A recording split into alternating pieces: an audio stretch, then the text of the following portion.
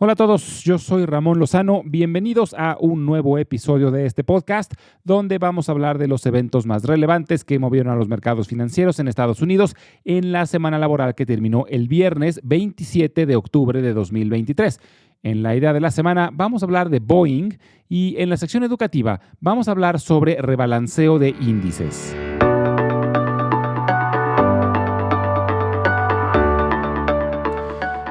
Fue la segunda semana consecutiva con fuertes pérdidas y la sexta semana de las últimas 8 con números rojos. Durante la semana, los tres principales índices perdieron mucho terreno.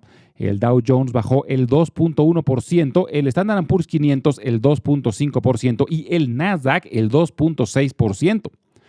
Hubo muchísima información microeconómica, pero fue lo macro lo que marcó el rumbo de la semana.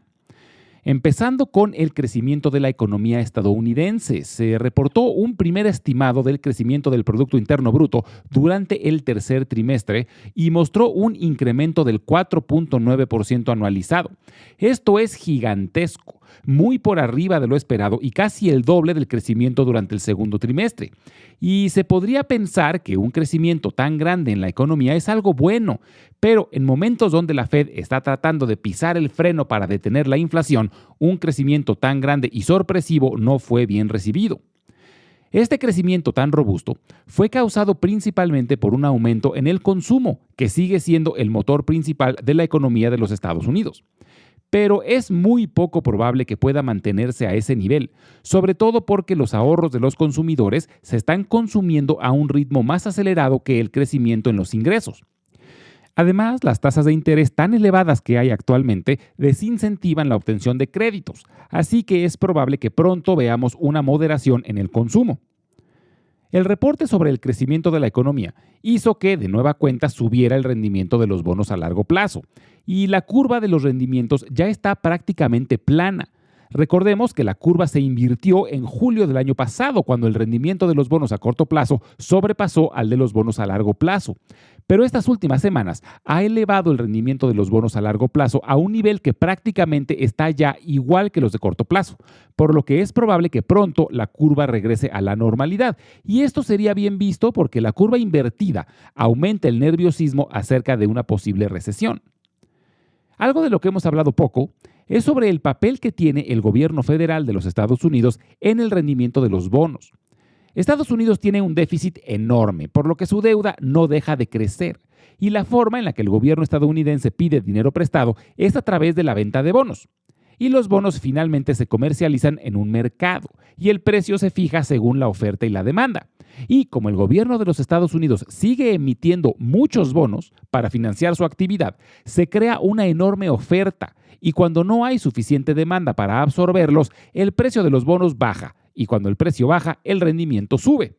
Entonces, en realidad lo que estamos viendo es que hay poca demanda por los bonos de los Estados Unidos comparada con la gran oferta que hay, y por eso han bajado tanto de precio, lo que ha elevado sus rendimientos de forma muy considerable. Una noticia que ayudó a suavizar un poco el reporte sobre el PIB fue el de la inflación. Se reportó el indicador favorito de la Fed para medir la inflación, que es el índice de gastos de consumo personal, y se mantuvo estable y en línea a lo esperado. Subió el 3.7% anualizado durante el mes de septiembre, pero el índice subyacente, el que excluye alimentos y energéticos, se situó en 2.4%. Gracias a este reporte, se espera que la Fed mantenga las tasas de interés sin cambios durante la próxima junta, que tendrá lugar esta misma semana. Ya solo le quedan 2 juntas este año a la Fed y es ampliamente esperado que las tasas se mantengan sin cambios tanto en la junta de noviembre como en la de diciembre. Ahora, en temas microeconómicos hubo muchísima información. Estamos en las semanas más intensas de reportes trimestrales y la verdad es que el balance ha sido bueno. La estrella de esta semana fue Microsoft, que reportó un crecimiento en sus utilidades del 27%. Es el tercer trimestre consecutivo con aceleración en el crecimiento de sus utilidades y sobre todo mostró sólidos resultados en su servicio de computación en la nube. Amazon también tuvo muy buenos resultados de la misma forma, ayudados por Amazon Web Services, su servicio de computación en la nube. Alphabet, la empresa madre de Google y YouTube, decepcionó con su reporte, aunque la verdad es que el reporte fue bastante bueno. Aquí el problema fue que las expectativas estaban demasiado elevadas y sobre todo que reportó que su servicio de computación en la nube mostró una desaceleración, lo que preocupó mucho a los analistas, sobre todo porque es un rubro que creció tanto en Microsoft como en Amazon. Meta Platforms, la empresa madre de Facebook, Instagram y WhatsApp, reportó números mucho mejor de lo esperado, pero mostró mucha preocupación sobre el futuro cercano. Mencionaron que ven desaceleración en el gasto en publicidad, que es su principal fuente de ingresos. Las empresas automotrices también reportaron esta semana. Ford ya llegó a un acuerdo tentativo con el Sindicato de Trabajadores de la Industria Automotriz que incluye un 25% de incremento en los salarios, además de otras prestaciones. Stellantis también anunció que llegaron a un acuerdo tentativo. Ya solo falta General Motors, que es probable que lo logren próximamente. Sin embargo, estas empresas anunciaron que no cumplirán con las expectativas de los próximos trimestres debido a los costos adicionales que los nuevos contratos van a causar, además de que no han dicho cuál será el costo total de la huelga. Además, se espera que retrasen la electrificación de su flota, debido a que contarán con menos recursos para invertir en nuevos desarrollos. Otras áreas de la tecnología tuvieron también un saldo positivo. ServiceNow, Intel y General Electric reportaron mejor de lo esperado, esta última debido a una fuerte demanda en sus productos para aplicaciones aeroespaciales. En general, el balance de los reportes ha sido positivo. Ya han reportado casi el 50% de las empresas dentro del Standard & Poor's 500 y más del 60% reportó ventas por arriba de lo esperado y más del 75% reportó utilidades por arriba de lo esperado. Entonces, la salud de las empresas aún se ve robusta. Sus acciones han sido afectadas más por lo macro, por el nerviosismo sobre la inflación, sobre los conflictos geopolíticos y por el mercado de los bonos. Pero a largo plazo, lo que más afecta al precio de las acciones son los resultados de las propias empresas y por ahora la mayoría han superado las expectativas. Esta semana es probable que lo macro siga dominando, sobre todo porque es la reunión de la Fed. Como lo mencionamos anteriormente, es ampliamente esperado que la Fed mantenga las tasas de interés sin cambios, pero de todas maneras, seguramente los comentarios de Jerome Powell serán suficientes para mover los mercados. Además, tendremos información muy relevante relacionada al mercado laboral. Y finalmente, durante la semana, vale la pena monitorear el reporte de Apple porque sigue siendo la empresa más valiosa de los Estados Unidos. Además que vale la pena monitorear los reportes de McDonald's, Pfizer, Caterpillar, AMD, DuPont, Eli Lilly, Airbnb y Starbucks. En la idea de la semana vamos a hablar sobre Boeing. Su símbolo es BA.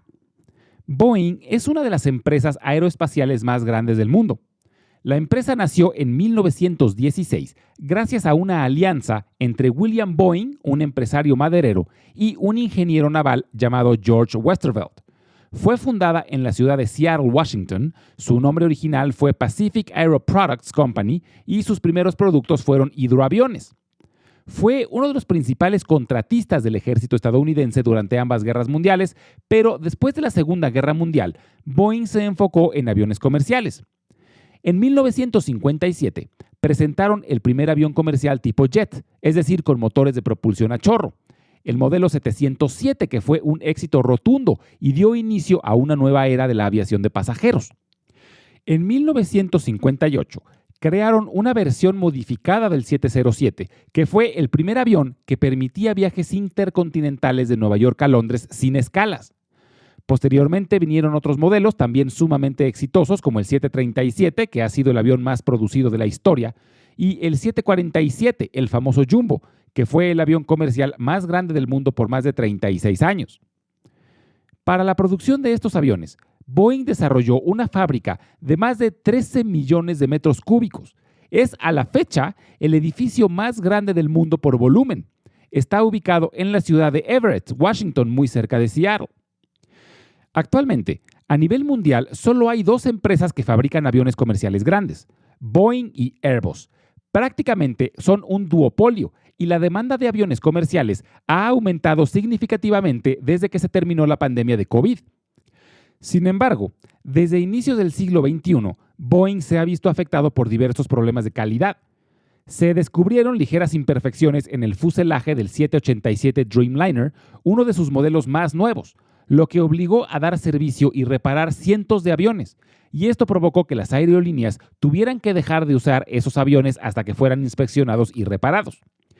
Pero el problema más grande se presentó en el 737 MAX, otro de los modelos recientes de Boeing. Entre 2018 y 2019, dos aviones de este modelo se accidentaron, uno en Indonesia y otro en Etiopía. Después de estos accidentes, el Departamento de Transporte de los Estados Unidos dio una orden para prohibir los vuelos de todos los aviones de ese modelo hasta que se realizara una investigación profunda. Durante la investigación, se detectaron algunos problemas en el software de navegación de estos aviones, que bajo circunstancias muy específicas causaban que el avión desviara su curso y terminara por accidentarse. Boeing terminó pagando $2.5 mil millones entre multas y daños, además del enorme desprestigio a la marca y pérdidas millonarias por las aerolíneas, que tuvieron que suspender el uso de ese modelo de aviones. Desde entonces, Boeing ha trabajado en conjunto con las agencias certificadoras a nivel mundial para resolver el problema del software y otros problemas menores que se detectaron durante la investigación, y finalmente en 2021 lograron recertificar sus aviones. Actualmente, la demanda de aviones es enorme. Primero, porque muchas aerolíneas a nivel mundial están buscando aviones más eficientes para reducir el gasto de combustible y bajar sus costos. Pero sobre todo porque el fin de la pandemia hizo que el turismo se disparara, lo que ha aumentado mucho la demanda. Y como lo platicamos, en el mundo solo hay dos empresas que hacen aviones comerciales grandes, Airbus y Boeing. Dave Calhoun, el director general actual de Boeing, entró en 2020 y ha sido el responsable de la recertificación del 737 MAX y ha prometido que regresará a la empresa a los más altos estándares de calidad. Invertir en Boeing es aún un poco arriesgado, pero hay una oportunidad enorme de que si lo logran capitalizar, podrían llevar a Boeing a un crecimiento muy interesante. Entonces hay que ser precavidos, pero vale la pena tenerla en el radar. Finalmente es una de las empresas icónicas de los Estados Unidos y que actualmente tiene mucho potencial.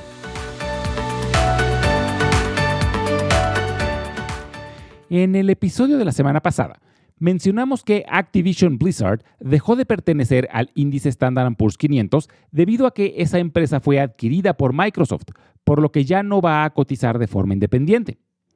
El Standard & Poor's 500 está formado por 500 empresas, por lo que ahora quedó un espacio disponible y este va a ser ocupado por Lululemon, la empresa de ropa deportiva. Es común escuchar que son las 500 empresas más valiosas de los Estados Unidos, pero esto no es del todo correcto. El valor de la empresa, medido con su capitalización de mercado, sí es uno de los principales factores que se toman en cuenta, pero no es el único.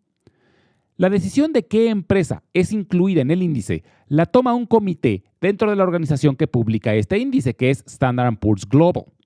Y además del valor de mercado, se toman en cuenta otros factores. Que la empresa lleve más de un año cotizando en bolsa, que tenga un promedio positivo en sus utilidades los últimos 4 trimestres, o sea que sea una empresa rentable, que la mayoría de sus acciones estén en manos del público, es decir, que no haya pocos dueños con una gran mayoría, y finalmente que durante 6 meses se hayan comercializado por lo menos 250,000 de acciones de esa empresa cada mes en los mercados de valores. El Standard & Poor's 500, como hemos platicado anteriormente, es un promedio ponderado basado en el valor total de la empresa. Esto hace que cada vez que una empresa sale del índice y se incluye una diferente, hay que hacer un ajuste, porque el valor de la empresa saliente siempre es distinto al de la entrante. En el cambio más reciente, Activision Blizzard tenía un valor de mercado de $74 mil millones, mientras que Lululemon tiene un valor de mercado de $54 mil millones. Pero este cambio no debe representar un movimiento en el índice, y por esta razón es que se hace un pequeño rebalanceo. El caso de la compra de Activision Blizzard por Microsoft provocó el rebalanceo más reciente, pero el comité hace un análisis cada trimestre y deciden si los componentes del índice se mantienen o si existen razones para hacer un cambio. Por ejemplo, si una empresa ha perdido mucho valor, pueden decidir sacarla del índice e incluir otra que esté teniendo mejor desempeño. Y este rebalanceo ocurre en todos los índices. El Dow Jones y el Nasdaq pasan por rebalanceos de forma similar. Y vale la pena saber acerca de estos rebalanceos porque las acciones de las empresas que son añadidas o eliminadas de los índices tienen movimientos muy fuertes en el precio de sus acciones el día del anuncio. Hay muchos fondos mutuos y ETFs que están indexados, es decir, que tienen todas las acciones de algún índice para que su comportamiento sea igual que el del índice. Por esta razón, si una empresa es eliminada del índice y otra es añadida, Estos fondos tienen que vender las acciones de la empresa que ya no va a formar parte y comprar acciones de la empresa que será añadida. Esto genera cambios bruscos de oferta y demanda en poco tiempo y por esta razón es que las acciones se mueven. El ejemplo más reciente es el de Lululemon. La semana pasada, cuando se anunció que sería incluida en el Standard & Poor's 500, las acciones de Lululemon brincaron casi 10%, debido a que ahora todos los fondos indexados al Standard & Poor's 500 necesitarán incluir a Lululemon, por lo que se creó una enorme demanda. Algo similar sucedió durante el rebalanceo de septiembre, cuando salieron del índice Lincoln National y Newell Brands y tomaron su lugar Blackstone y Airbnb. Y normalmente es cada 3 meses cuando se decide si hacer un cambio en los componentes de algún índice. Como siempre, les recuerdo que las transcripciones de todos los episodios las estaremos subiendo al blog invertirenlabolsa.substack.com, al que pueden acceder directamente desde la página www.ramonlog.com. Y los invito a visitar nuestro canal de YouTube, que lo pueden encontrar como Invertir en la Bolsa Podcast. Ahí podrán encontrar audiogramas de todos los episodios, además de videos educativos. Finalmente les dejo mi correo electrónico por si tienen alguna duda, comentario o sugerencia. Es ramonlog@yahoo.com, ramonlog@yahoo.com. Muchas gracias y nos escuchamos en el próximo episodio.